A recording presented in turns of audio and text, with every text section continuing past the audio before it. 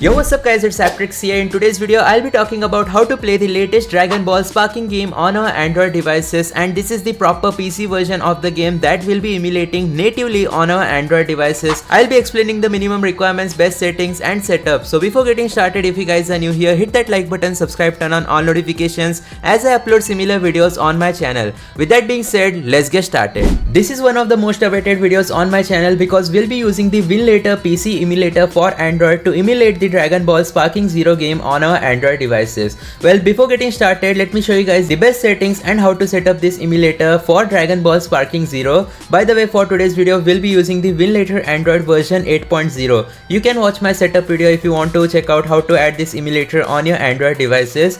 Once that has been done though, let me start off by showing you guys the settings for Dragon Ball Sparking Zero. If you don't use these settings, then your game may not work. So let's go to box 64 preset, simply set it to performance, and that's about it. You can use the normal performance preset with save flag set to 1. And here are the minimum requirements for playing Dragon Ball Sparking Zero on your Android devices. You need at least 8 GB of RAM, along with that Snapdragon 695 processor or above. And yeah, that's about it. Winlator will be able to run it pretty easily. So let's start off by creating a new container for our game. Screen size we'll set it to 1280 by 720p, which is 16:9. But if you have a low-end device, go with 960 by 544p resolution.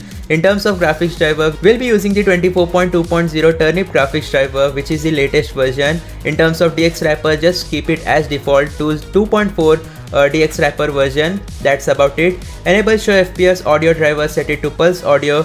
Scroll down and set the video memory size to 4 GB. And GPU name, you can keep it as default, GTX 480, doesn't really matter. Once that has been done, go to advanced, set the preset as performance, set the Windows version as Windows 10.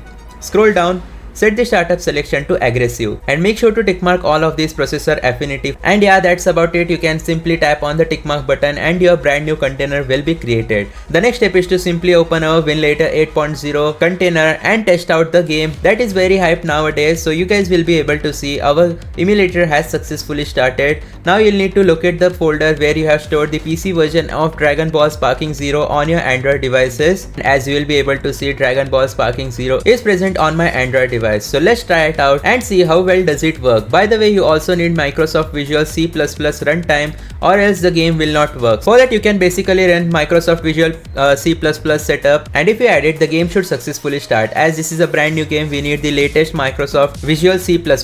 Once you are done setting up the Microsoft Visual C++, next step is to simply go ahead and go to this directory which you can see at the top. Afterwards, just go ahead and hold the game, then make sure to create a shortcut. And once the shortcut has been created, you can exit Winlator. Afterwards, go to the shortcuts. Afterwards, tap on the container and make sure to use the settings that I showed you guys before.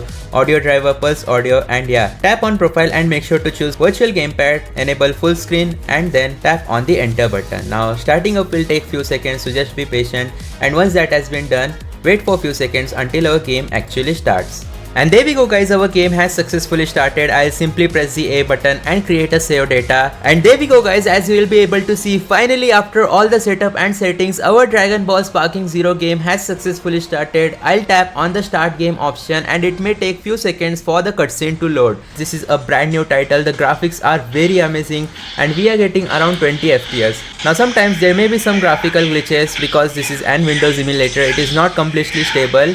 And if you want the best FPS possible or best performance, then I recommend you guys to use the Winlator Glitchy version. But as you will be able to see, our game will now successfully start and we can control our characters. So currently there is no mouse control, so we'll use the X button. And yeah, the FPS is ranging anywhere from 10 to 16 FPS. Not that bad at all. I'll repeatedly press the X button as the instructions go, and there we go. We are fighting Vegeta. And yeah, now we can control our character. So there are some severe frame drops, as you will be able to see. My game is stuck at 0.5 FPS. Anyways, there may be sometimes freezing issues, as you just saw. Now my FPS is back to 9. But yeah, this game does work. If you face any freezing issues, just be patient until it has been resolved. If the game crashes, then you'll need to reopen it. but other than that the game is working perfectly fine, at least on my Android device. I'll be uploading a full detailed gameplay video of testing out this game on my Android tablet as well as inside of the Winlator glitchy version, which provides better FPS. So be sure to hit that like button, subscribe, turn on all notification, and let me know in the comment section down below what do you guys think about me being able to emulate this game on my Android device. Anyways, that's it for today's video. Thanks for watching. Goodbye.